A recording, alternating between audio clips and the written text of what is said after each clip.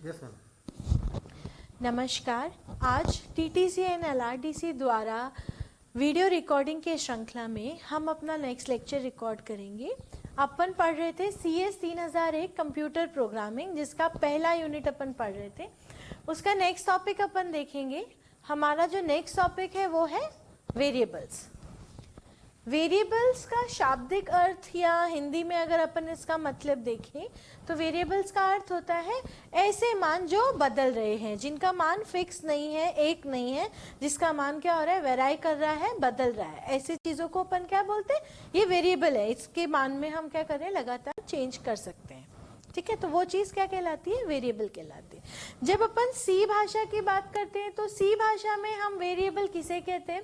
अपन ने जब इससे पहले एक प्रोग्राम देखा था एवरेज का, तो उसमें अपन ने वेरिएबल्स काम लिए थे, लेकिन अपन अब उस चीज़ को उस वक्त तो सिर्फ लिख दिया था और मैंने बोला था कि अपन आगे आगे जैसे जैसे काम आएंगे अपन उनको देखेंगे। तो अब अपन शुरुआत करते हैं कि सी भाषा में जो वेरिएबल्स हैं उनका क्या अर्थ है, सी भाषा में हम वेरिएबल्स को कैसे उपयोग में ला सकते हैं, उन्हें लिखने का क्या तरीका है। सो वेरिएबल्स क्या होते हैं सी भाषा में। बेसिकली वेरिएबल्स क्या है, हम माने कि मेमोरी लोकेशन है अपने पास में, एक बहुत बड़ी मेमोरी अपने पास में अवेलेबल होती है।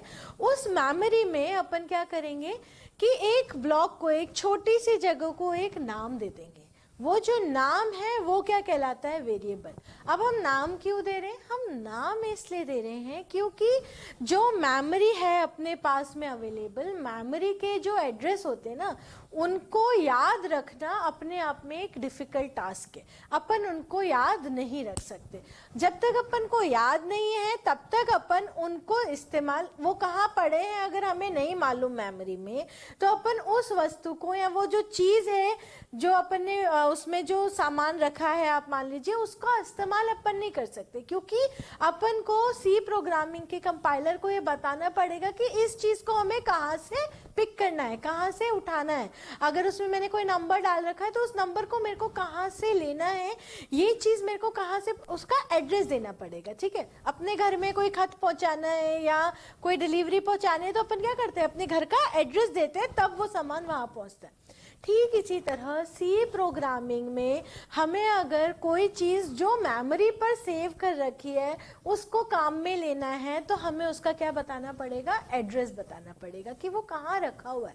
अब ऐसे हर जो इतने सारे वेरिएबल्स अपन काम में लेते हैं, आपने जब एवरेज का प्रोग्राम देखा था उसमें N1, N2, N3, सम, AVG, ये 5 वेरिएबल्स अलग अलग हमने काम में लिए थे। ठीक है, अब इन एक छोटा सा प्रोग्राम था 3 नंबरों का औसत निकालने का, जिसमें हमने 5 वेरिएबल काम में लिए। यदि कोई बड़ी कैलकुलेशन करनी हो तो उसमें वेरिएबल्स की संख्या क्या हो जाती है, ज़्यादा हो जाती है। तो आप इन सब का मेमोरी एड्रेस याद रखना बीइंग अ ह्यूमन हमारे लिए पॉसिबल नहीं है। तो उसके लिए बहुत आसान तरीका निकाला गया। सी भाषा जब बनाएंगी तो इसमें एक टर्म बनाएगी वेरिएबल्स। इसका काम क्या है, मेमोरी लोकेशन जो काम ले रहा है उसको एक नाम दे देना। अब होता क्या है, आप देखिए, सबसे पहले अपन देखते हैं कि वेरिएबल को लिखने का सिंटेक्स क्या है। सी भाषा में हम वेरिएबल किस प्रकार लिखेंगे। तो वेरिएबल लिखने का सिंटेक्स जो है वो ये है। सबसे पहले आएगा उसका डाटा टाइप, उसके बाद आएगा स्पेस छोड़ करके, जैसे मैंने लिख दिया वेरिएबल 1। अगर एक से ज्यादा वेरिएबल है तो क्या होगा, एक वेरिएबल है तो इसके आगे अपन क्या लगाएंगे, सेमीकोलन। हर लाइन खत्म होने के बाद में, सी भाषा में अगर अपन प्रोग्रामिंग कर रहे हैं तो हर एक एग्जीक्यूटेबल लाइन खत्म होने के बाद में अपन को सेमीकोलन का उपयोग करना है। ठीक है, ये मैंने सिर्फ एक सिंगल वेरिएबल डिक्लेयर किया। आप सिंगल वेरिएबल डिक्लेयर कर सकते हैं। अगर आप चाहते हैं कि आप एक से ज्यादा वेरिएबल एक साथ डिक्लेयर कर दें तो अपन क्या कर सकते हैं, variable 1, comma variable 2, comma variable 3 and so on, और आखिर में क्या लगाएंगे अपन, सेमीकोलन। एक ही डाटा टाइप के अलग अलग वेरिएबल्स अपन ले रहे हैं। ठीक है, अब वेरिएबल में जाने से पहले मैं आपको बताना चाहती हूँ कि डाटा टाइप क्या होता है। ठीक है, सी में डाटा टाइप का अर्थ क्या है कि जो एड्रेस अपन यहाँ पर सेव कर रहे हैं, मेमोरी एड्रेस जिसका नाम यहाँ आप रख रहे हो, उसमें किस प्रकार का डाटा हम सेव कर सकते हैं। सी में बेसिकली जो डाटा सबसे इम्पोर्टेंट डेटा टाइप्स हैं वो हैं INT, फ्लोट, कैर और चौथा है वॉइड। ये जो डाटा टाइप है इन्हें हम प्राइमरी डाटा टाइप भी बोलते हैं।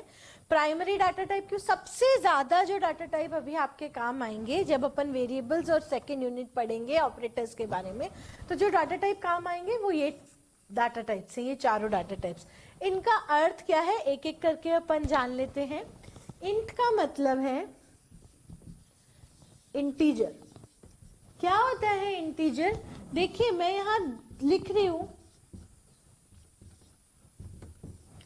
ठीक है, और एक मैं यहां नंबर लिख रही हूं,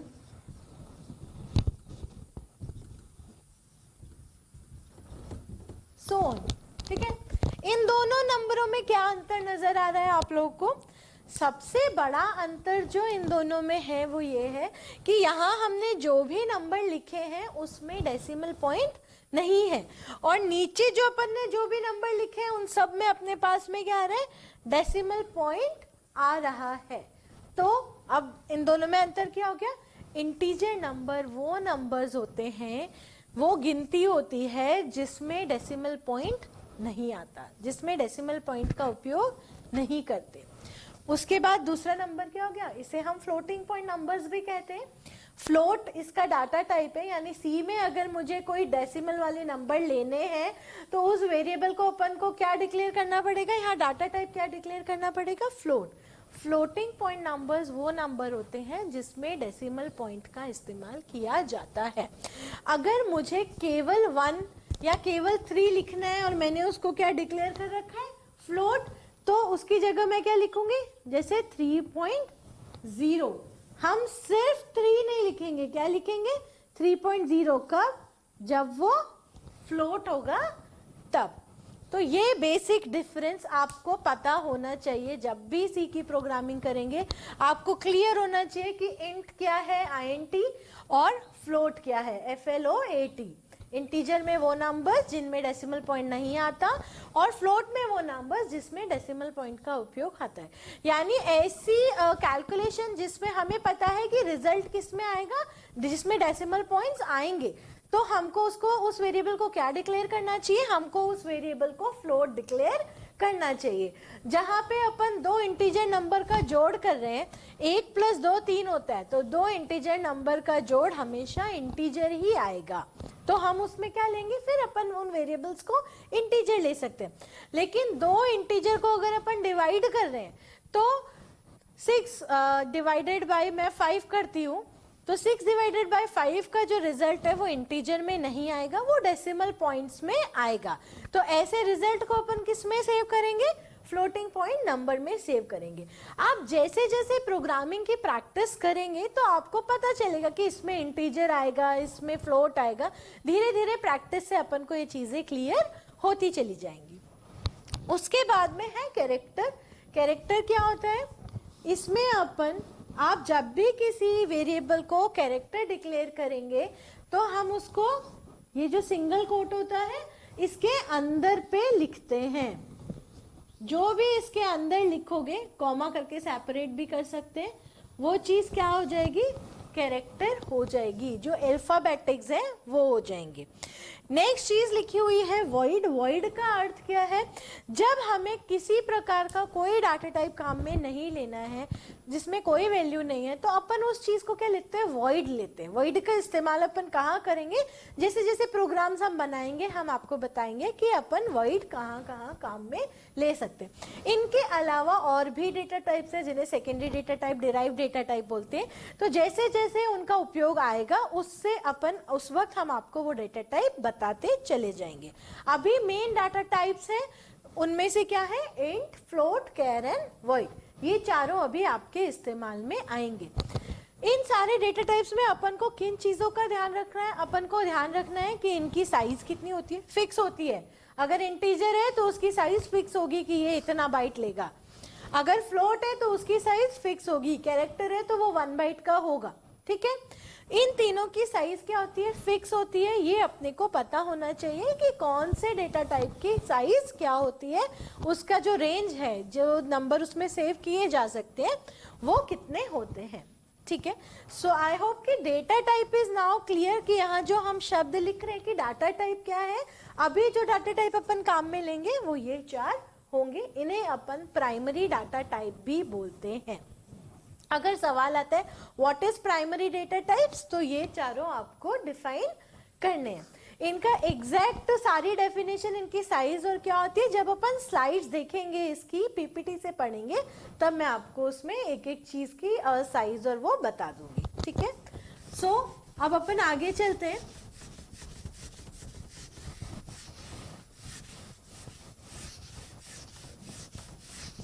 नेक्स्ट इज वेरिएबल का नाम।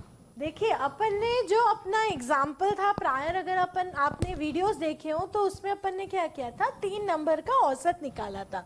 तब अपन ने एक स्टेटमेंट लिखा था, वो स्टेटमेंट ये था int int यानी इंटीजर वैल्यू, और हमने नाम दिए थे n1 n2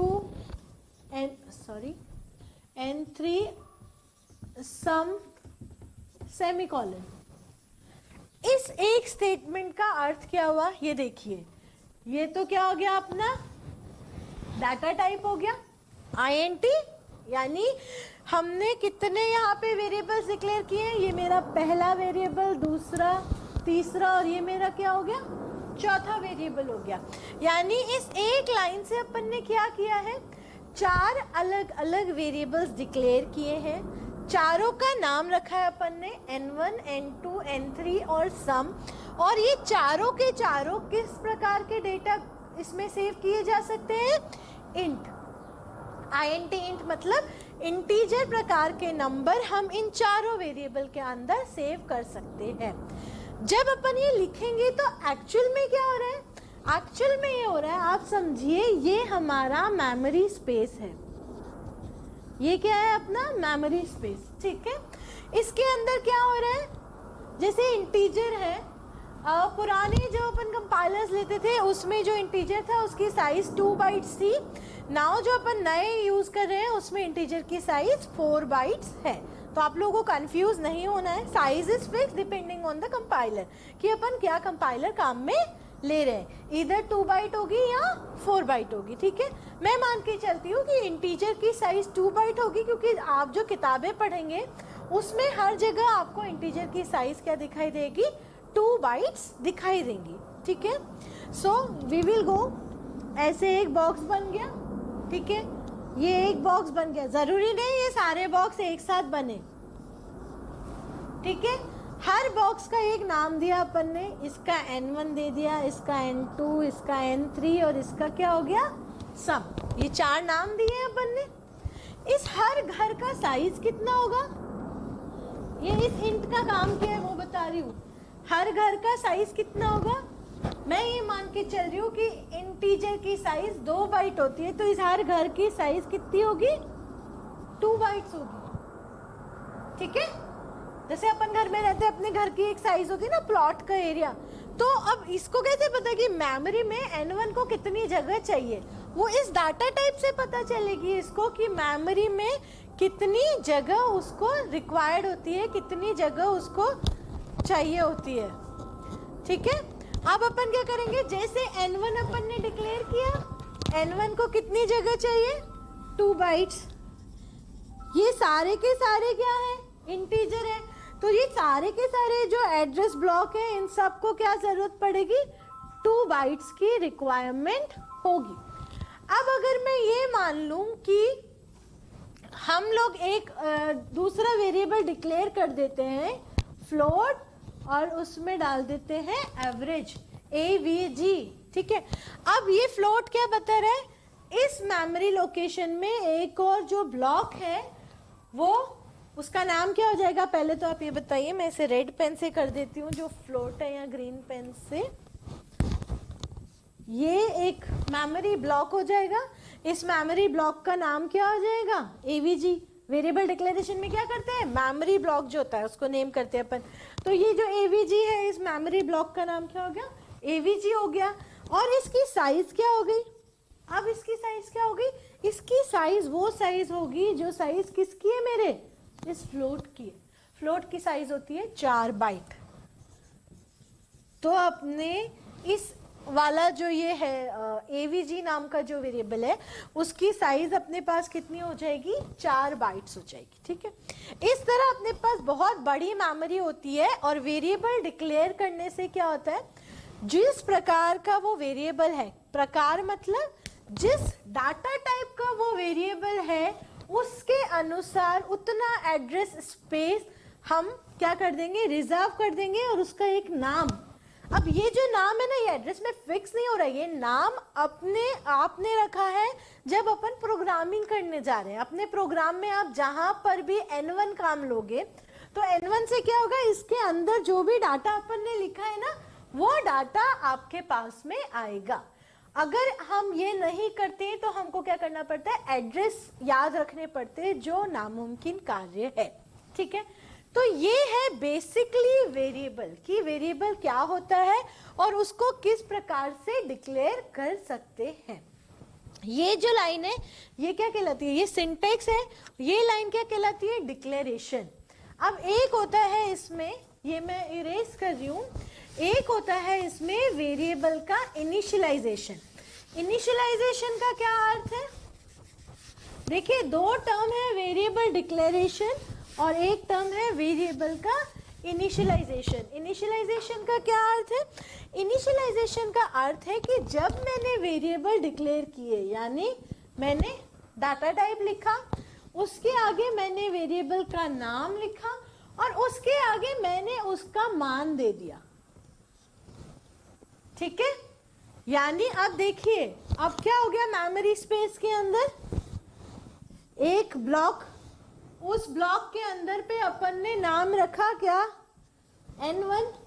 साइज कितनी हो जाएगी? INT है। मैंने आपको बोला, अपन मान के चल रहे कि इंटीजर की साइज कितनी है? 2 बाइट्स है। तो इस घर की साइज कितनी हो गई? 2 बाइट हो गई। और अब इस N1 में अपन ने क्या असाइन कर दिया? 2। देखिए, ये N1 इक्वल्स टू 2 में ये जो इक्वल है, ये कहलाता है अपना assignment operator. Assignment operator. What do mean by assignment operator? Assignment operator का अर्थ क्या है कि ये जो राइट हैंड साइड में जो वैल्यू रखी है, ये मान कहाँ चला जाएगा? इस लेफ्ट हैंड साइड में जो नाम अपन ने लिख रखा है वहां चला जाएगा। यानी N1 जहां पे भी जो भी एड्रेस ब्लॉक है उसके अंदर उसका जो मान सेव होगा वो क्या हो जाएगा? 2। इस एक लाइन से ये हुआ। अब अगर अपन कहीं पर भी N1 लिखते हैं, जैसे मैं लिखती हूं यहाँ पे, इसको एक बार इरेज कर दूं असाइनमेंट ऑपरेटर को। अगर अपन लिखते हैं int N1 equals to 2 comma N equals N2 equals to 3 and comma N3 equals to 4। ठीक है, तो इसमें क्या आ जाएगा? देखो, N2 मान कितना आएगा? 3। N3 मान कितना आ जाएगा?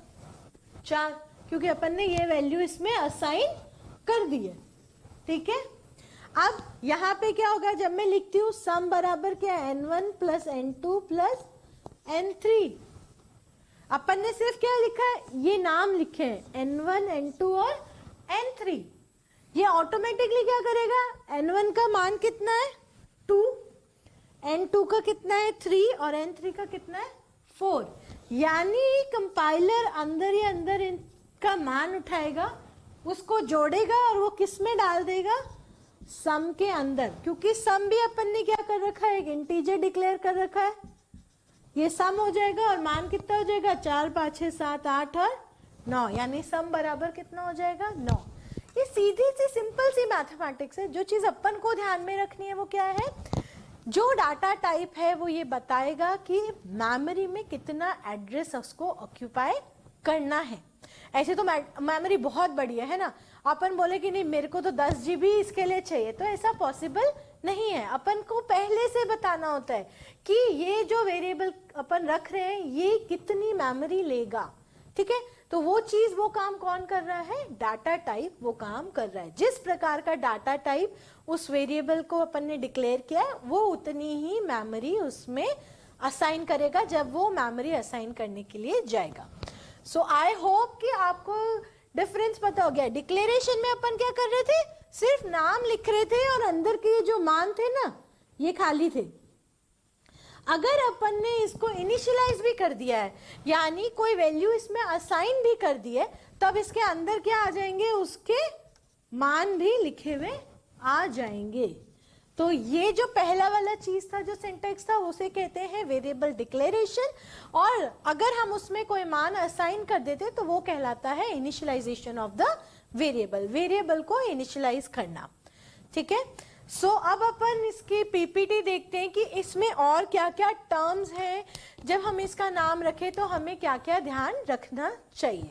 सो we will see in the next video कि हमें वेरिएबल का नाम रखने के लिए क्या क्या चीजें ध्यान में रखनी चाहिए, कीवर्ड्स क्या होते हैं और आइडेंटिफायर्स क्या होते हैं, ये अपन अपनी नेक्स्ट पीपीटी में देखेंगे। Thank you.